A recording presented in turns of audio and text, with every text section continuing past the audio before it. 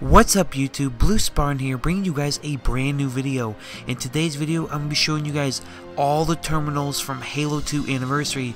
Now, a lot of you guys have asked for this, and I'm excited to now have this on my channel. Now, I'm also going to bring up why it took me so long, and why there really aren't any all-terminal compilations on YouTube. And I want to tell you guys right now, it's not because Microsoft is blocking this for copyright, so I'm going to get that out of the way right now. It is completely legal to put these terminal videos up on YouTube, but getting them and capturing them in good quality is really hard, because if you guys have not watched a terminal yet in Halo 2 Anniversary, they take you to the Halo channel, which is an app. It's not actually on the game, and when they do that, they are able to block your capture card from recording the terminal videos. Everyone's Xbox has some type of detector in it, and it knows when it's going through a capture card. In this case, I have an Elgato, and it knows I'm using an Elgato, and it will not let me watch the terminals. It just simply will not play any of the content. They do the same technique with like movies. Say if you were to rent or buy a movie off the marketplace, they will not let you watch the movie if you have your capture card plugged in. So very recently, I finally found a way to record these terminals with my capture card. So I hope you guys enjoyed today's video. All of these terminals are in order, so you don't have to worry about that, and you will see a much in-depth view of the Covenant and just the Halo universe in general. And you also get hints here and there about Halo 5 Guardians. So as always, make sure to like, comment, and subscribe. This is BlueSpartan, and I'll catch you guys in the next video.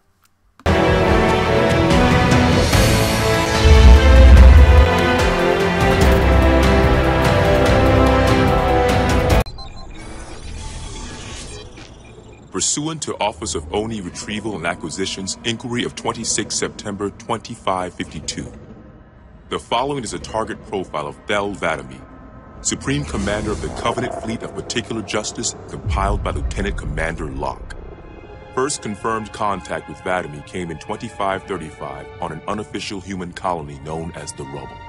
After-action reports from civilians, as well as Spartan Units 006, 111, and 120, suggest that Vadami was at that point a relatively minor functionary of the Prophet of Regret. Spartan 006 engaged Vadami in combat on the Rubble. Both parties survived the encounter.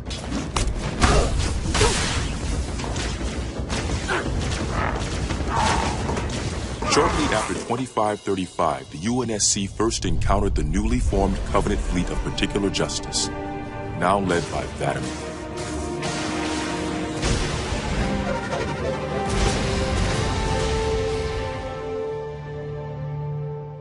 Review of early engagements with this fleet show that it quickly grew in size from 5 to nearly 60 ships, as Vadami cut a path through many human systems. ONI Section 3 made multiple attempts to anticipate or even track Vadami's movements, at the cost of a number of operatives' lives. Vadami eluded all such efforts, and he continued his unpredictable and devastating campaign. Vadami also stands out from other Covenant commanders in the frequency in which he takes a personal role in ground assaults.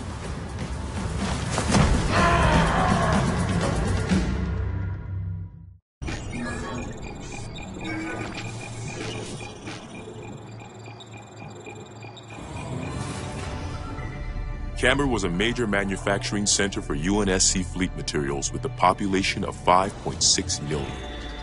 After discovering Camber's location, Vadami penetrated the early warning perimeter without alerting UNSC forces and began his ground and orbital attacks before most of the planet knew they were in danger.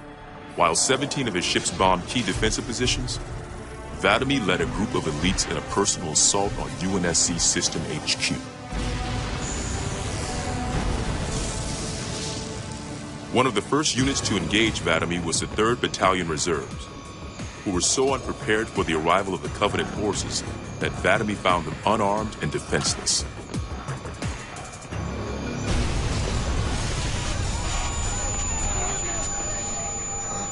In an unexpected display of what appears to be honor, Vadami allowed the 3rd to finish gearing up before engaging them in combat. While we've had multiple reports of a strict system of honor and ritual behavior followed by the elites within the Covenant, this is the first recorded example of such honor being shown to human opponents, when even given the chance to defend themselves. 3rd Battalion losses were complete. Vadamy continued his campaign across.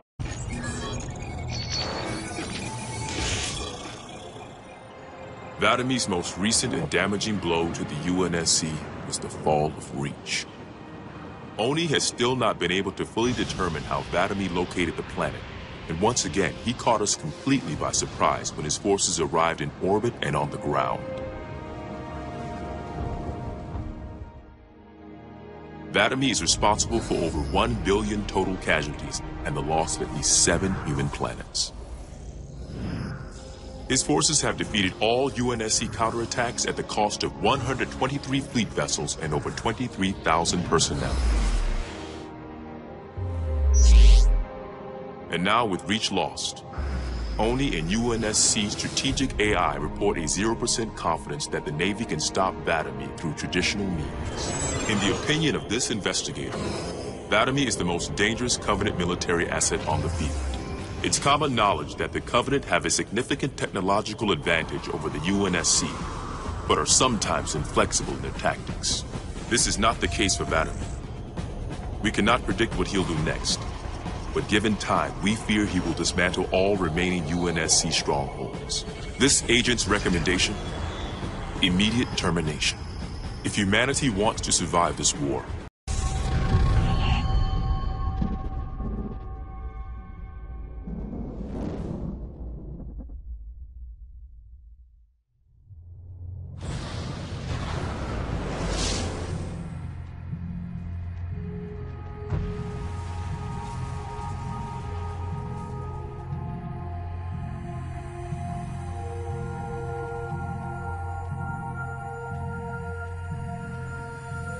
quite unacceptable.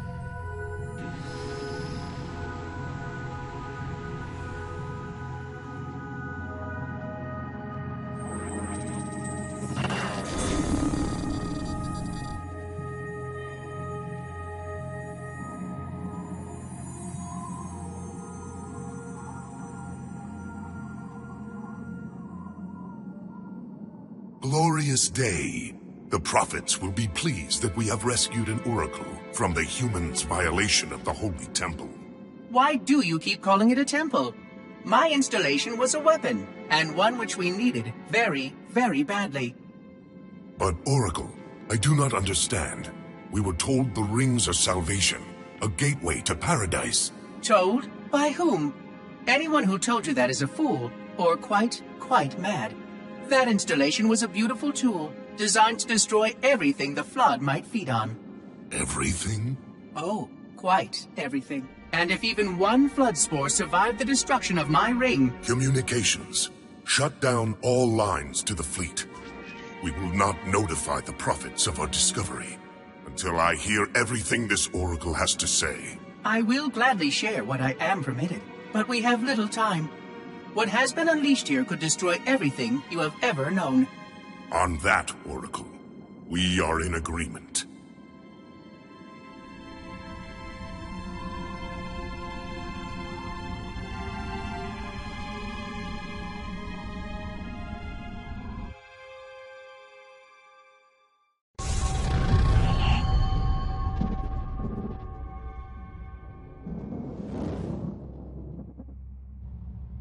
Your actions do not make sense. Proper protocol for a Flood outbreak is to establish immediate infection reporting. Communications must be maintained with all local forces in order to track any spread of the parasite. There are no local forces, Oracle. For now, all you have is me. But I tracked multiple ships in orbit, including some remaining human presence. In light of the danger posed by the Flood, surely you can set aside this disagreement with the humans and... No. Anything still alive in orbit is our enemy. The humans have very good cause to kill us on sight. And the knowledge you've shared with me casts doubt on the entire purpose of our Covenant. If any of our ships remain above us, They are not the help you seek. But why would they not provide assistance? Because of this talk of prophecies and journeys? I learned a small amount about your covenant before that reclaimer blew up my installation, but my understanding is incomplete. The AI I encountered on board one of your ships was less than forthcoming. What you need to know, Oracle, is that thousands of years ago, at the founding of our Great Covenant, a bargain was struck between the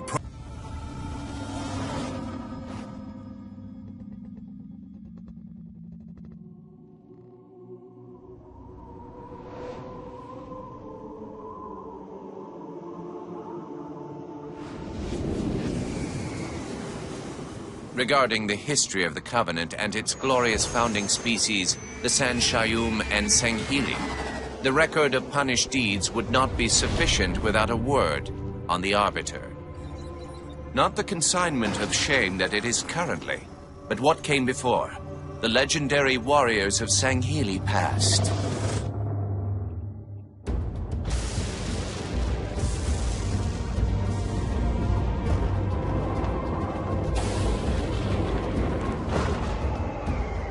Long before the Covenant, the Sanghili ruled their world with pride and vigilance, surviving the perils of both land and sea. These were the arbiters of old, part king, part judge, warrior rulers, unlike any of which would follow. When we arrived on their frontier world of Ulgathon, the cost of life was severe. Led by a mighty arbiter, the Sanghili resisted our entreatment with ruthless force, leading to decades of war.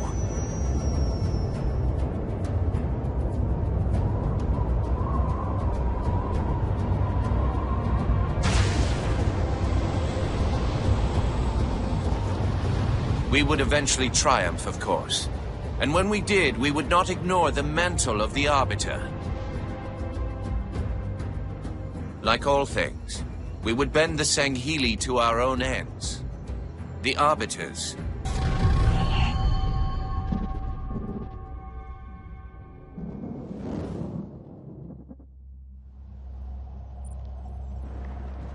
For generations, our holy arrangement put the prophets in charge of religion and technology. The elites led our military forces to convert new species and find relics such as your halo.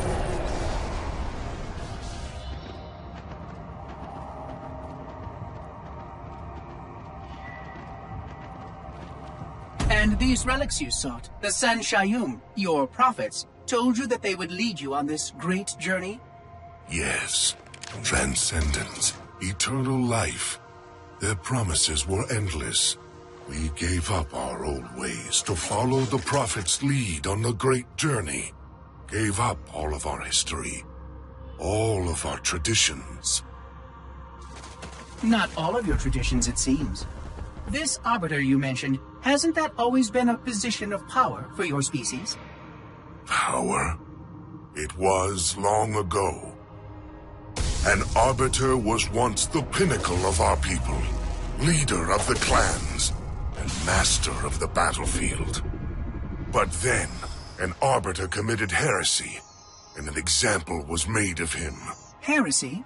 He challenged the word of the prophets. Challenged and lost.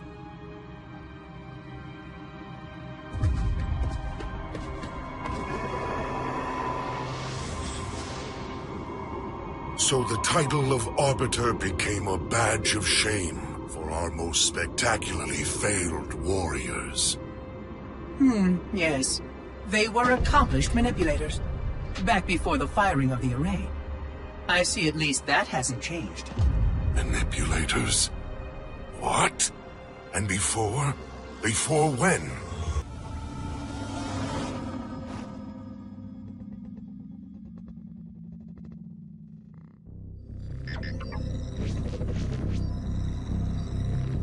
Our holy city was not always as it is, nor was the Covenant.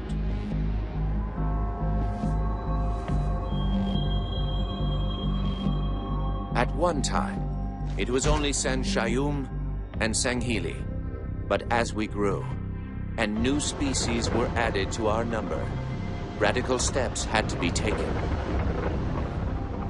Our first encounter with the Lek Golo was an effort in futility. The blasphemous creatures had devoured a Forerunner orbital, shattering its remains into 1 trillion pieces. What was left became the Rings of Te. As no conventional methods could purge the rings of their infestation, we sent one of our most faithful, an Arbiter. For a full year, this Arbiter ventured across the surface of one of their moons, learning both their strengths and their weaknesses. It was there that we discovered the Lek Golo's secret.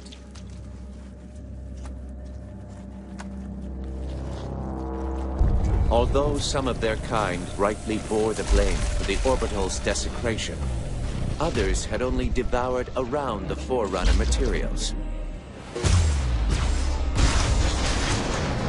And with reasoning and much labor, these could be used to serve the Covenant. And by these means, the Great Arbiter had given us one of our most sought-after treasures, access to innumerable processing pathways of the mighty...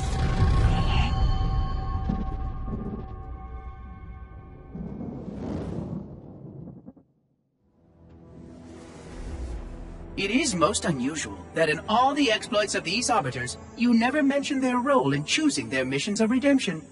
There is no role, Oracle. Once one of our commanders becomes an Arbiter, he belongs to the Hierarchs. These Hierarchs, they are the same High Prophets who control all the holy relics you collect from my time? The same. And they use these relics to build your new weapons and bring you the word of your gods? It has always been so. Interesting. Am I a holy relic? I do not understand. Because I am certainly not a god. I am a tool, as is this mining platform you stand upon, as was the installation that once orbited the planet. The Forerunner's technology is lasting and indeed quite powerful, but I'm quite certain they would have told me if I was infused with some kind of divine power. I suspect some of your prophets may have been quite aware of how much divine inspiration tools such as myself could provide. And you never questioned these proclamations. Even your mightiest warriors, these Arbiters, never questioned?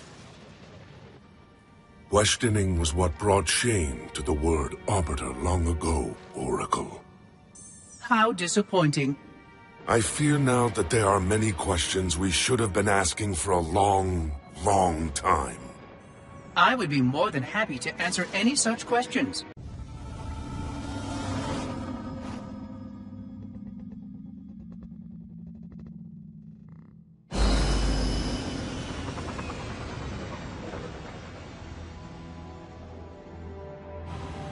Whereas most species were grafted into the Covenant by faith or mutual beneficence, the Unggoy were not such.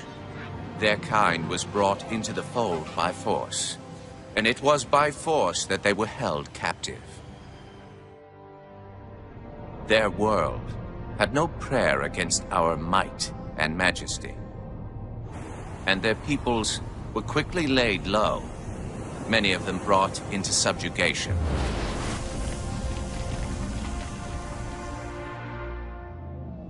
Yet while some species would perish under such pressure, others rise to the occasion, taking arms if need be, fighting back. Such it was for the Unggoy when their feud with the Kig-Yar led to rebellion. An effort by the Kig-Yar to sterilize the Unggoy population was met with stiff resistance, and for a time, the holy city was thrown into chaos. Once fully provoked, the Unggoy were merciless in their violence, lashing out at all species. Their large numbers and their tenacious volatility made them a suitable challenge, even for the elites. And yet again, we turned to an arbiter. And with a ferocity unparalleled since the beginning of the Covenant, the Unggoy world would be reduced to glass. Those within the Holy City would be forced to watch, unable to stop what could have been the very end of their kind. The Unggoy Rebellion was brought to an end by the Arbiter's hand.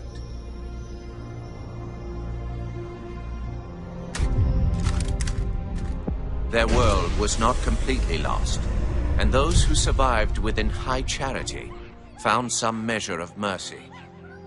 They had proven their worth in combat, and would now serve a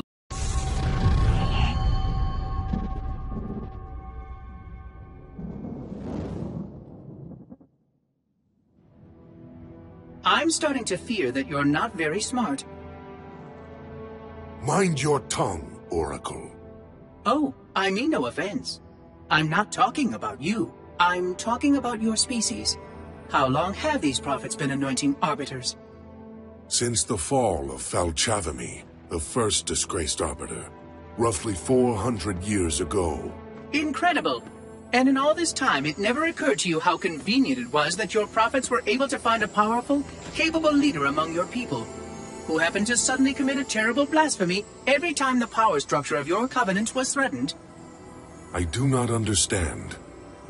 You do little to dissuade my fears. Then teach me. Looking back at the record of the arbiters you've discussed, was it not surprising to anyone that those chosen to become arbiter were more than simple warriors? How so? Each of them had significant political influence among your people. In some cases, that influence was already being used to question the decisions of your hierarchs. In fact, that very questioning often gave rise to the charges of heresy that so neatly removed the challenger from the hierarch's concern. And once they were branded arbiter, they promptly and quite cheerfully ran to meet their deaths. all our lives we look down at the path, put our feet where the prophets tell us. All our lives spent convincing ourselves of the truth of our covenant. Could all of it truly have been wasted? Let's hope not all of it, for we have a great deal of work to do. The Flood is still out there, so I require a cooperative reclaimer to enact proper containment procedures. But your Covenant keep trying to kill all the reclaimers I can find. All this bickering is quite a deadly waste of time. Right now, the most important question we can ask is this. Who could break this hold the prophets have over you?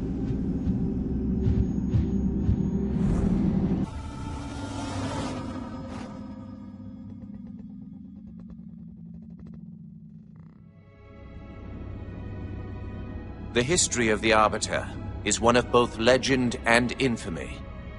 Their name has been corrupted by great shame, though the contemporary is perhaps the most confounding of all. Thel 'Vadami was born of noble blood, the legendary House of Vada. His family's renown demanded great expectations for his military career, and he would meet them all.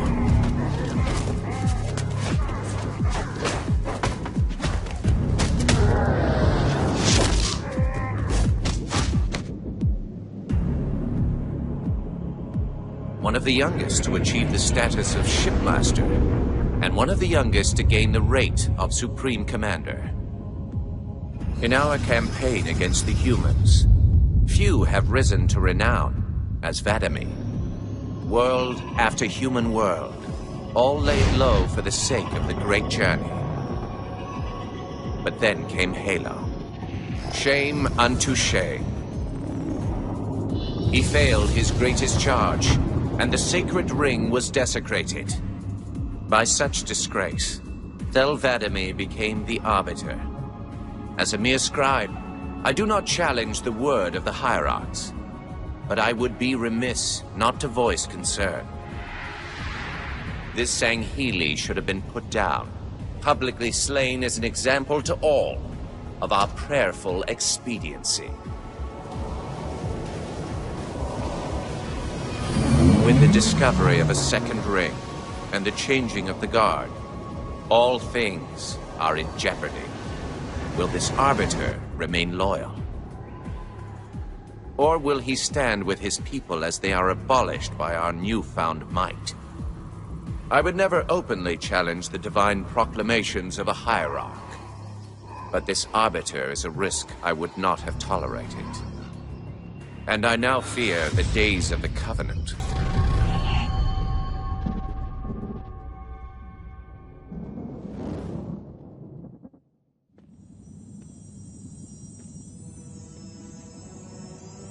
The only one I would trust with this information is probably dead right now.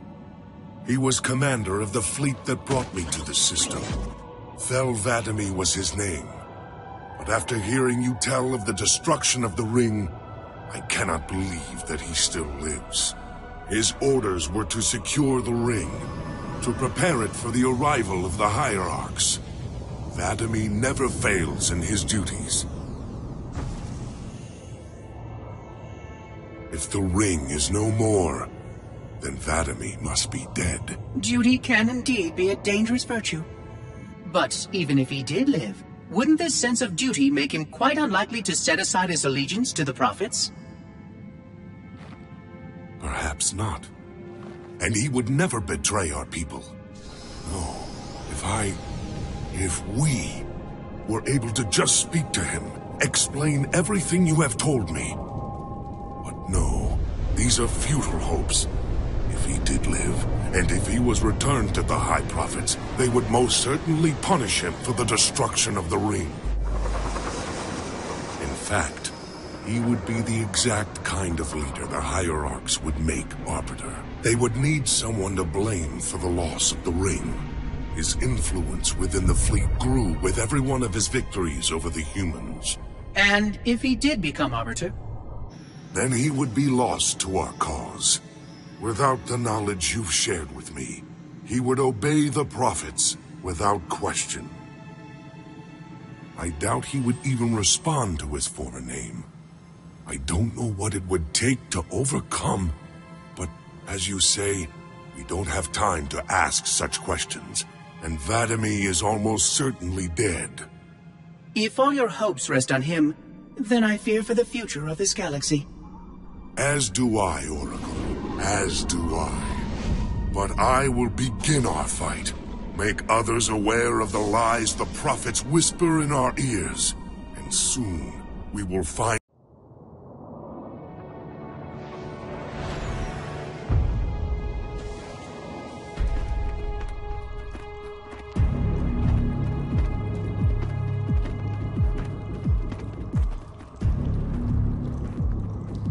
Activate the Kindler. Make haste. We have little time.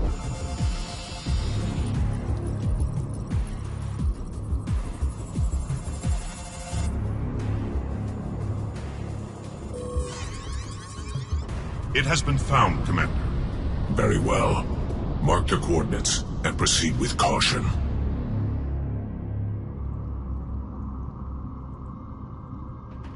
And to think, it has been under their noses all this time. Humans are foul animals. They lack the intellect and the purity to discern the ways of gods. Prepare the luminary for retrieval. The hierarch will reward us for our devotion.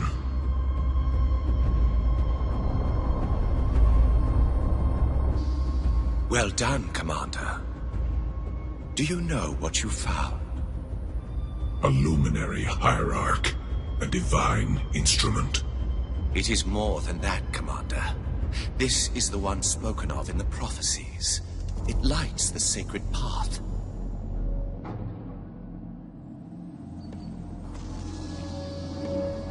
Stewards, good news, I pray? It was not easy, Blessed One. The luminary was not forthcoming with the holy words, but our hope proved true.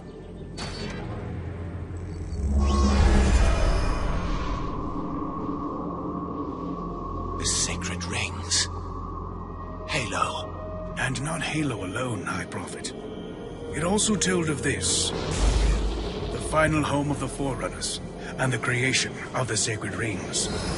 The Ark. By the gods, it is glorious. The stories were true. Where did the gods hide such a treasure? It lies far beyond the borders of our galaxy, accessible only by way of portal. The one portal the Luminary spoke of was here. The Forerunners called it Erde Tyrene. Our calling is clear. We must go there at once. We will take the ships in our command and go to this world immediately.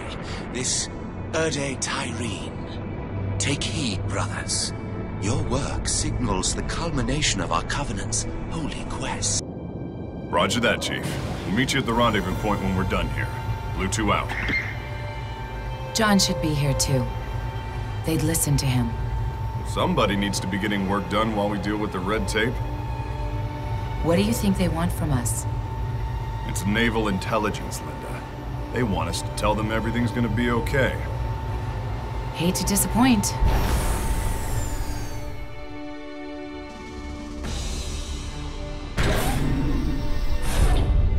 Blue Team. Where's the Master Chief? He asked that I answer the Council's questions. Sir. We've been reviewing your report. You found a Covenant command and control station. It says here they were amassing an invasion fleet of more than 500 ships. The station was sufficiently disabled, but the threat is still out there. I have the report, but for the record of this council, what was this fleet's intended target, Spartan?